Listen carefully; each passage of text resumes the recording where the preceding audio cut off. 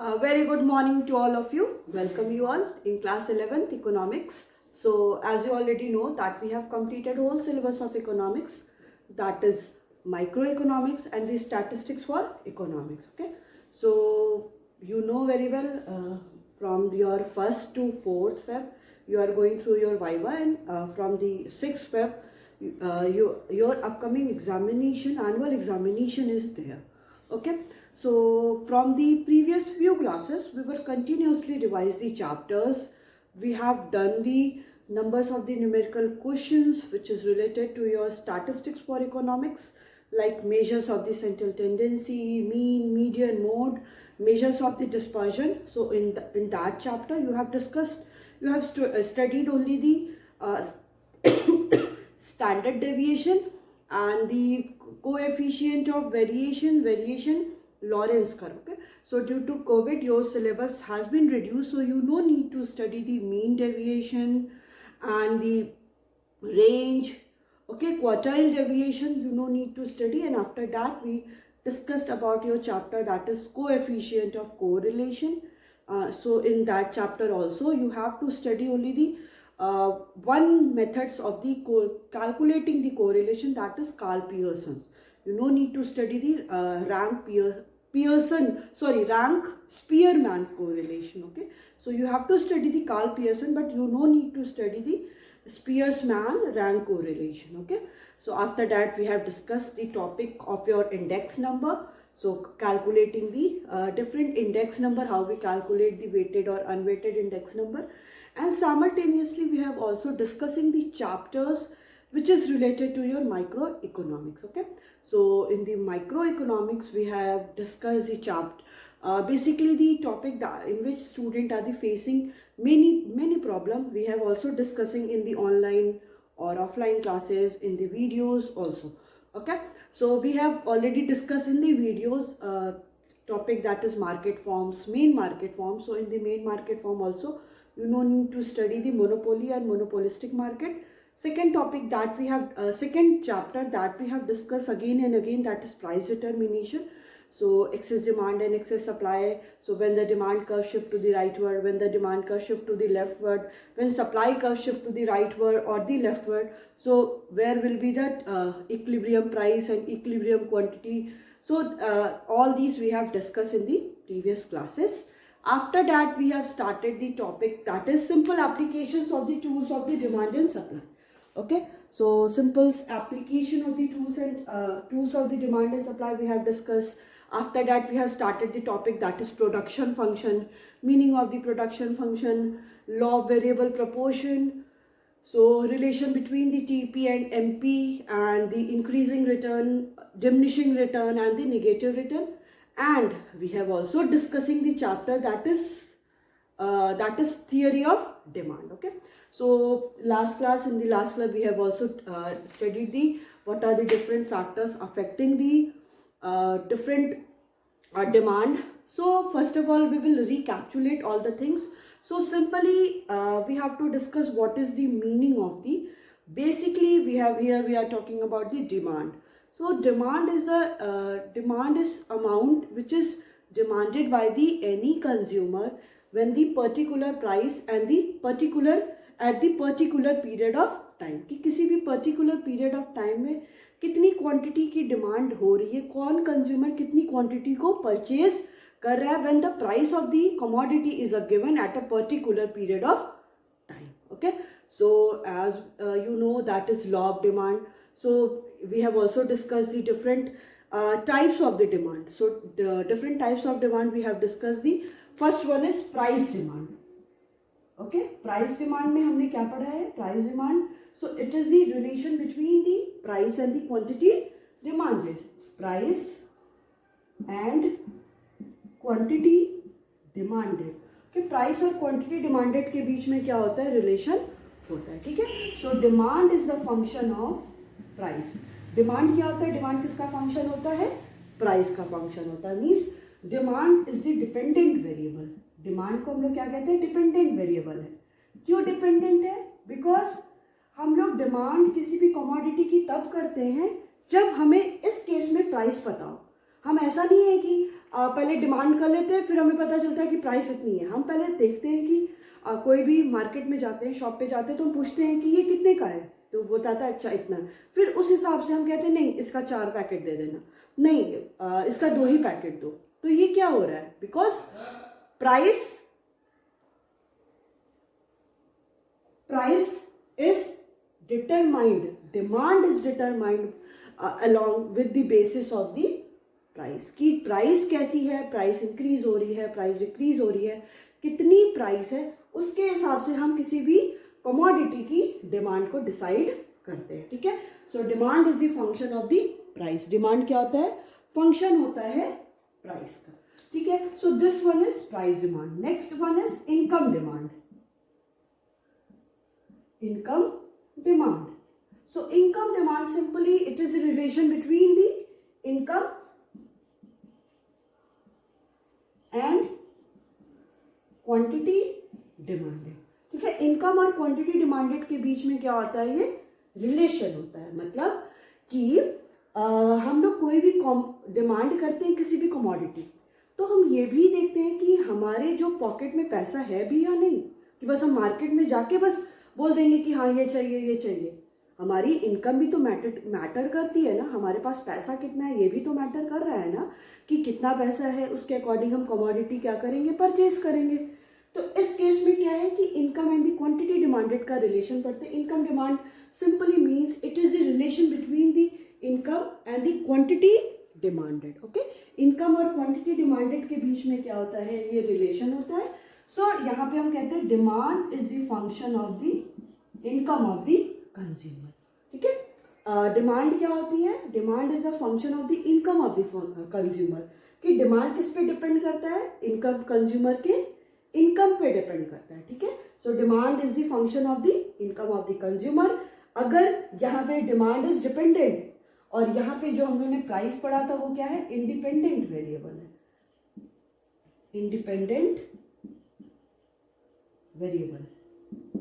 ठीक है, तो जो भी लेफ्ट हैंड साइड होता है वो किस पे? इस पे डिपेंड कर रहा है। अब डिमांड किसी भी कमोडिटी की किस पे डिपेंड कर रही है?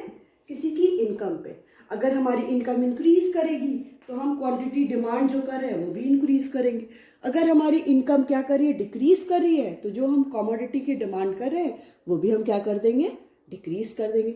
वहीं अगर हम लोग प्राइस और डिमांड के बीच में रिलेशन देख रहे हैं, प्राइस और क्वांटिटी डिमांड के बीच में देख रहे हैं, तो अगर प्राइस इंक्रीज करेगी so quantity demanded will decreases, अगर प्राइस डिक्रीज करेगी तो क्वांटिटी डिमांडेड विल इंक्रीजेस। तो यहाँ पे हम लोग क्या देखते हैं? इनवर्स रिलेशन देखते हैं, इनवर्स रिलेशन। ठीक है, और यहाँ पे हम लोग क्या देखते हैं? Positive relation.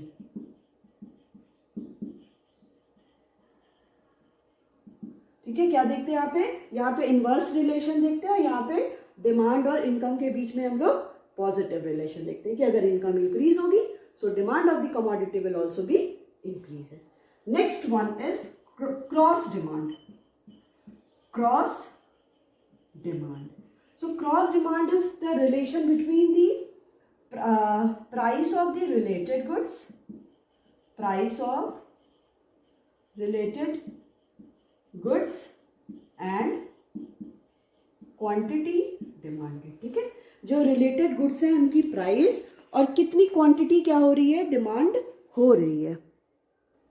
ओके, तो कितनी क्वांटिटी डिमांड हो रही है? तो price of the related good, so demand is the function of the price of the related goods. So price of the related goods is denoted as the PR, कि PR से इसको क्या करते हैं? डिनोट करते हैं। तो डिमांड किसी भी price of the related goods में आपको पता है, हम लोगों ने डिस्कस कर लिया है, इसमें दो पढ़ते हैं, that is substitute goods and complementary goods. Substitute goods and complementary goods. Okay, so substitute goods की किसी कमोडिटी की जैसे हम लोग क्या पढ़ते हैं? T and coffee. ठीक है, टी एंड कॉफी मतलब अगर एक की प्राइस इंक्रीज हो रही है तो दूसरी कमोडिटी की डिमांड पे कितना इम्पैक्ट हो रहा है। Complementary goods are those goods which are use together, जिनको हम लोग क्या करते हैं? साथ में यूज करते हैं। कि अगर कार की प्राइस इंक्रीज कर रही है तो पेट्रोल पे उसका इम्पैक्ट तो ये होता है आपका complementary goods. Substitute goods means कि जिसको हम लोग क्या करते हैं, सब्स्टिट्यूट करते हैं। ठीक है, तो यहाँ पे क्या हो गया, बेसिकली यहाँ पे मतलब हो गया कि cross demand means price of the related goods और क्वांटिटी डिमांडेड के बीच में रिलेशन पड़ते हैं। तो demand is the function of the price of the related goods. की price of the related goods क्या है, फंक्शन है डिमांड का। मतलब डिमांड मैटर करती है कि जो भी रिलेटेड गुड्स है, मतलब अगर हम लोग यहाँ पे सब्स्टिट्यूट गुड्स में टी एंड कॉफी ले रहे हैं तो उनकी क्या है, उनकी क्या प्राइस है। अगर हम लोग यहाँ पे टी की प्राइस देखेंगे तो demand of the commodity, demand किसकी देखेंगे हम लोग, कॉफी की देखेंगे। कॉम्प्लीमेंट्री गुड्स में अगर बात करते हैं तो अगर यहाँ पे कार की प्राइस दी हुई है तो डिमांड हम लोग किसका देखेंगे, पेट्रोल का देखेंगे। तो ये होता है आपका cross demand. So relation between the price of the related goods and the quantity demanded. So demand is the function of the price of the related goods. Okay, so next हम लोग यहाँ पे क्या पढ़ेंगे, explanation of the law of demand.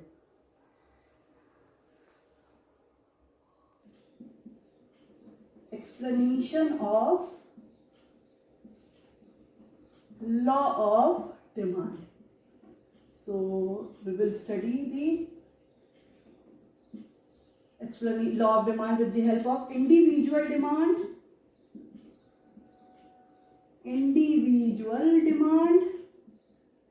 and market demand.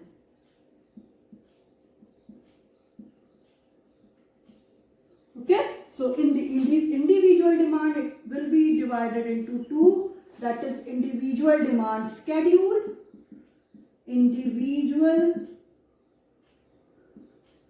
demand schedule and individual demand diagram.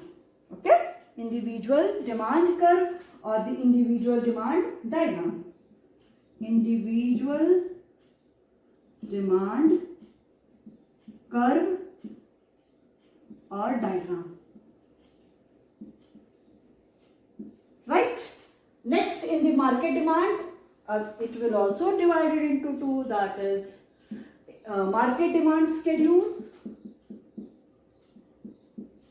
market demand schedule and market demand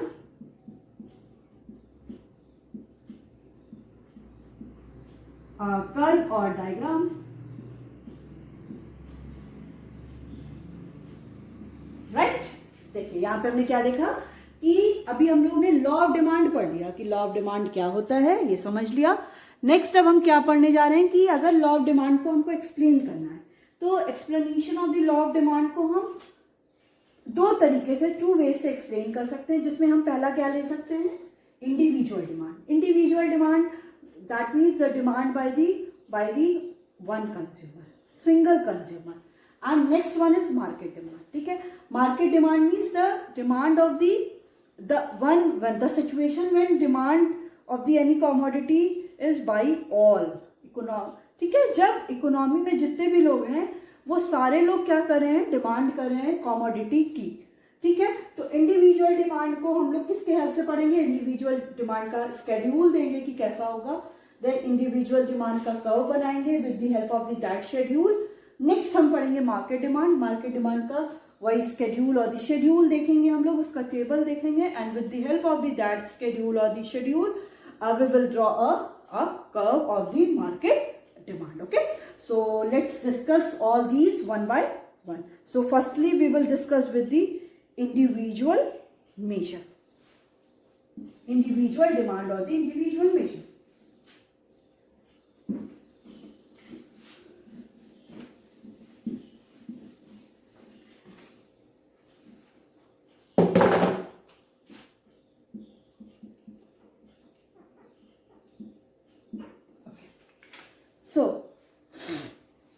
So law of demand states that other things being equal, there is negative relation between the price of the commodity and its quantity demanded by an individual household. जब हम लोग individual की बात कर रहे हैं तो यहाँ पे हाउस होल्ड क्या होगा, एक single house hold. For example बस इंडिविजुअल डिमांड में बस मेरे घर की बात होगी, मेरे घर में कितने लोग की क्या डिमांड हो रही है, जब प्राइस दी हुई है तो क्वांटिटी डिमांड क्या हो रही है। ठीक है, तो इंडिविजुअल डिमांड और मेजर्स के थ्रू हम लोग देखेंगे other things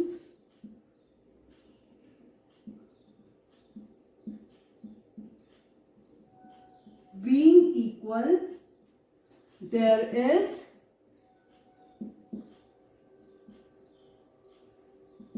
negative relation between price of the commodity and its quantity demanded by single or individual household. Single or individual household. Okay? In a market. In a market. So, price rises, so quantity of the dx falls. कि price अगर x commodity की rise होगी, so quantity demand will fall. Price of the x falls, so quantity demanded will rise. You know very well, we have already discussed. So other things being equal. अब next हम लोग लिखेंगे assumptions of the law.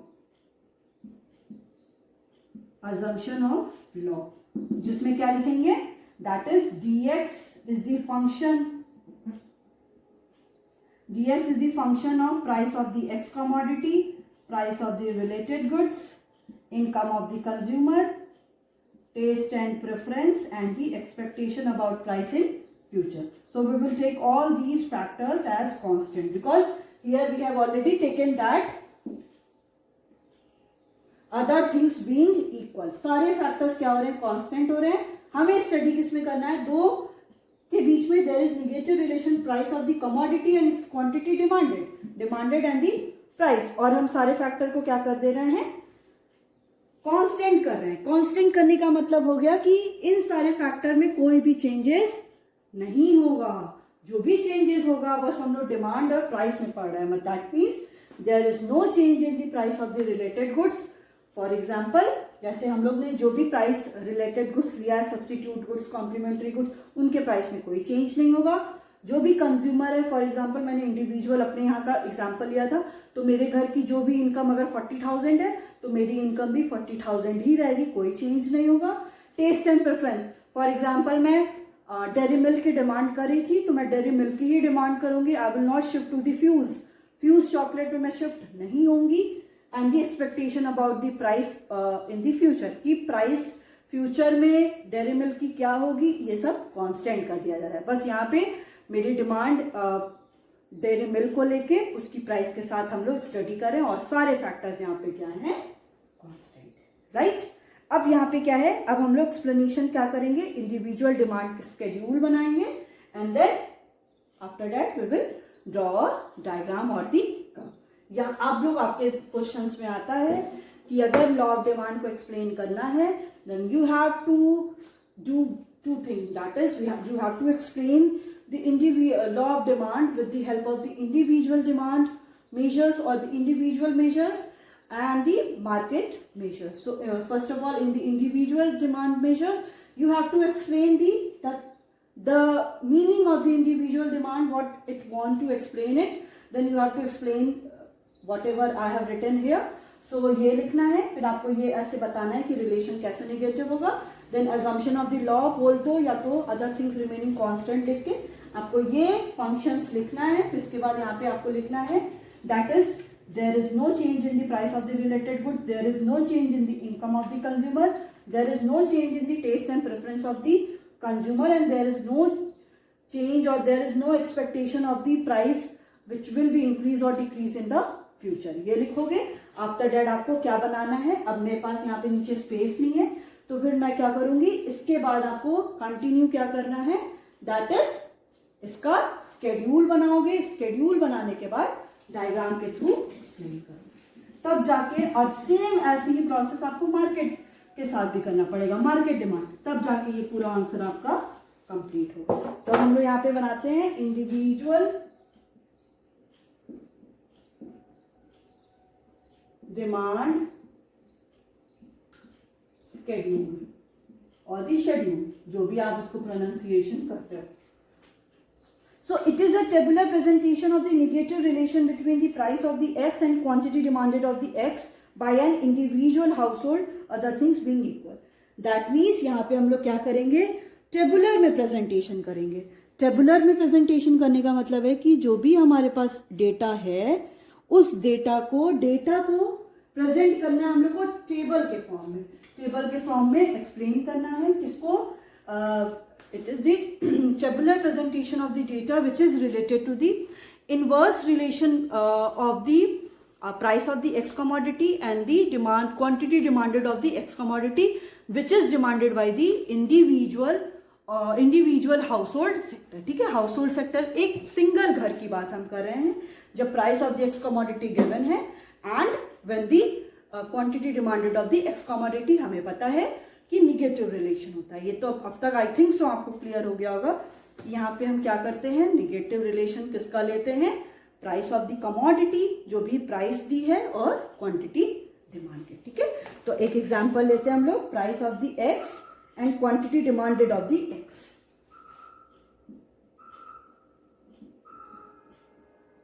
Price of x which is given in rupees.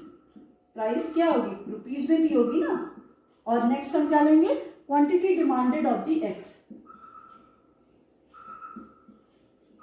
Quantity demanded of x which will B units. आपको पता ही है कि कोई भी क्वांटिटी हम किस में, यूनिट में डिमांड करेंगे और प्राइस किस में दी होगी, रुपीज में दी होगी.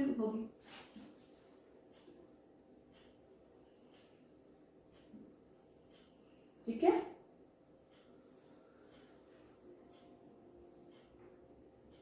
okay, so is it visible or not?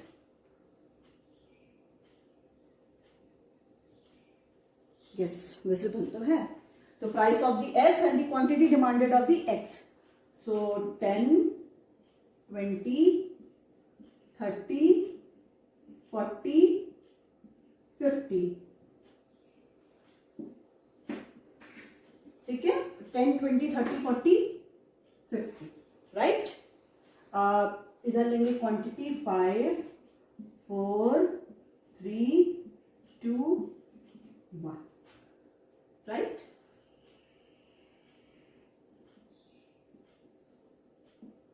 हो गया, देखा आपने. अब देखिए यहाँ पे आपको एकदम समझ में आ रहा होगा कि हम लोग जो निगेटिव रिलेशन की बात कर रहे हैं between the price and the quantity demanded, वो कैसे शो हो रहा है. जब प्राइस क्या हो रही है, price of the X commodity increase हो रही है. जैसे प्राइस क्या है, इंक्रीज कैसे हो रही है, 10, 20, 30, 40, 50. प्राइस कंटिन्यूअसली इंक्रीज होती जा रही है. जैसे 10 से 20, 20 से 30, 30 से 40, 40 से 50. प्राइस इंक्रीज होती जा रही है. कमोडिटी जब प्राइस 10 थी, कमोडिटी हम 5 डिमांड कर रहे थे. अब मैंने एग्जांपल किसका लिया था, अपना लिया था, किससे, डेयरी मिल्क. जब डेयरी मिल्क की प्राइस क्या थी, 10 दी हुई थी.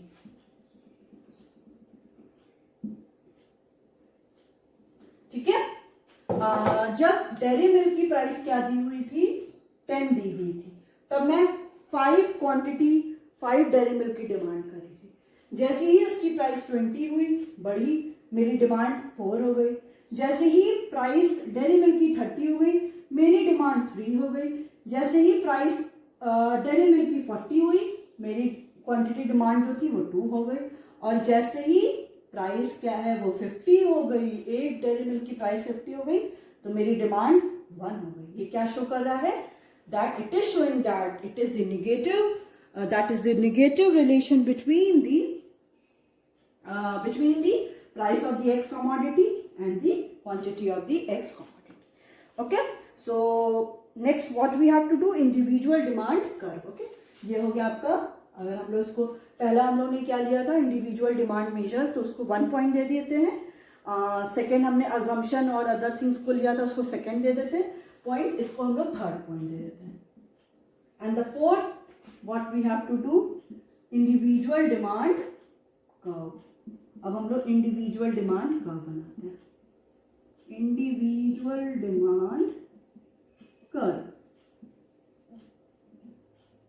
तो आपको पता है एक्स एक्सिस बनाएंगे और हम वाई एक्सिस बनाएंगे. आपको इसको with the help of scale बनाना है। अब मैं तो ऐसे ही रफली बना रही हूँ, आपको इसको बनाना है। यहाँ इधर हम लोग वाई एक्सिस पे वाई और एक्स, इधर हम लोग लेंगे प्राइस, इधर लेंगे quantity demanded. Price of x ले लेते हैं, price of x and quantity demanded of x. अगर यहाँ पे आपको डेरिवेटिव लिखना है तो डेरिवेटिव भी ले लो, इट्स नॉट, यहाँ पे वैल्यू ले लेते हैं। ये हो गया आपका 0 1 2 3 4 5। ये हो गया आपका 10 20 30 40 एंड 50, राइट। अब अगर जब प्राइस 10 दी हुई है तो क्वांटिटी कितनी डिमांड कर रहे हैं? 5। प्राइस 10 है तो क्वांटिटी डिमांड कर रहे हैं हम लोग 5। I will show this point with the help of other marker.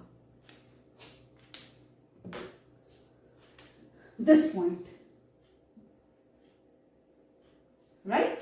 जब प्राइस हम लोग x, जब प्राइस 20 हो गई तो क्वांटिटी 4, जब प्राइस 20 हो गई तो क्वांटिटी 4, जब प्राइस 30 है तो क्वांटिटी 3, जब प्राइस 40 है तो क्वांटिटी 2, जब प्राइस 50 हो गई तो क्वांटिटी 1। ये क्या हो जाएगा आपका एक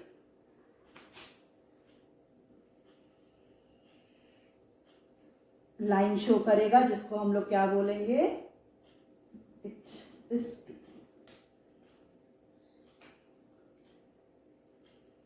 yes. So this point is, ये आपकी क्या हो गई है? डिमांड कर्व हो गया, that is DD curve.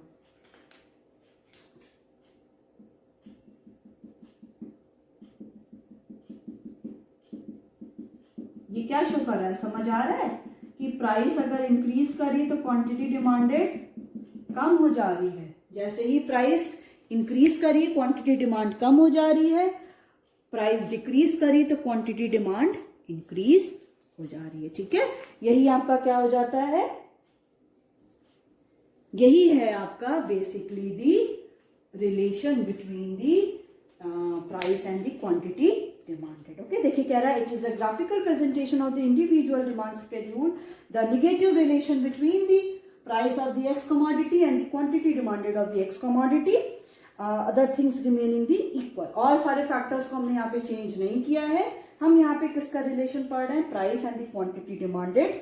So figure shows the negative slope of the demand curve, that is DD curve. Negative slope है ना, क्योंकि एक इंक्रीज कर रहा है तो दूसरा, देखिए प्राइस अगर 50 हुई तो क्वांटिटी 10 हो गई, प्राइस अगर 40 हुई तो 2 हो गई, 33 24 10 5।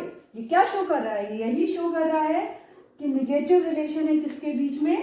Price and the quantity demand के बीच में। प्राइस इंक्रीज करे तो क्वांटिटी डिक्रीज कर रही है। ठीक है, तो ये क्या पढ़ा हम लोग ने? हमने ये देखा कि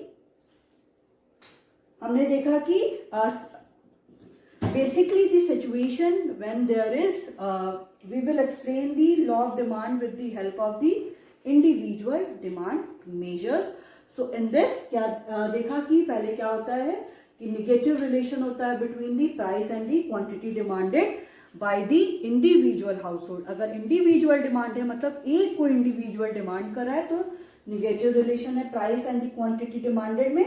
और सारे फैक्टर्स हैं, जैसे अदर्स फैक्टर्स हो गए आपके income of the consumer, price of the related goods, as well as expectation about the price in future। so we will take all these as a constant, we will study only the relation between the price and the quantity demanded। after that we will make a one schedule of the individual demand, it shows the negative relation between both of them, price of the x and the quantity demanded of the x। we will explain it with the help of the diagram. हमने diagram की help से एक एक point identify किया और उस point को जब हमने ज्वाइन किया, ये पॉइंट ये पॉइंट ये पॉइंट ये पॉइंट ये पॉइंट, इस पॉइंट को जब हमने ज्वाइन किया तो हम लोग को एक कर्व मिल गया। वो कर्व को क्या बोलते हैं? Demand curve. और डिमांड कर्व क्या होता है? इट इज नेगेटिव निगेटिव होता है। क्यों? क्योंकि ये निगेटिव रिलेशन शो करता है। ठीक है, तो आज हम लोग ने ये सारे टॉपिक देखे। अब नेक्स्ट टॉपिक हम लोग साइमल्टेनियसली क्या करते हैं, स्टैटिस्टिक्स भी पढ़ते हैं। ठीक है, ऐसा नहीं कि बस हम लोग इसी पे पूरा पढ़ते हैं फिर आप लोग स्टैटिस्टिक्स भूल भी नहीं लगते हो। तो नेक्स्ट टॉपिक में हम नेक्स्ट क्लास में हम लोग कुछ topic which is related to the your statistics वो भी डिस्कस करेंगे कि कुछ क्वेश्चन सेंट्रल टेंडेंसी के से भी रिलेटेड न्यूमेरिकल क्वेश्चंस भी हम लोग करते हैं। Okay, so it's all about your today's class.